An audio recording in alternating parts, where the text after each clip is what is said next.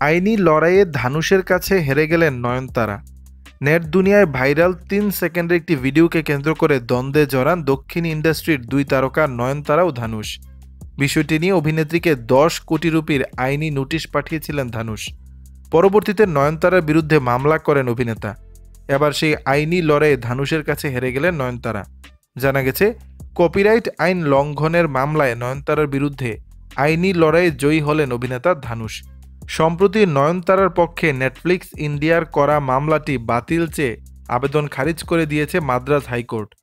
মূলত নয়নতারার documentary Nayanthara beyond the fairy tale Dhanush প্রযোজিত সিনেমা নানাম রাউডি ধানের ৩ সেকেন্ডের ফুটেজ অনুমতি ছাড়াই ব্যবহারের কারণে এই মামলা হয়। গেল বছরের নভেম্বরে কপিরাইট লঙ্ঘনের অভিযোগ এনে অভিনেত্রীর বিরুদ্ধে এই মামলা করেন ধানুষ, যেখানে নয়নতারার স্বামী বিঘ্নেশ শিবান এবং তাদের প্রোডাকশন হাউস রাউডি পিকচার্সকেও বিবাদী করা হয়। দর্শক, বিষয়টি নিয়ে আপনাদের মতামত জানাবেন নিচের কমেন্ট বক্সে।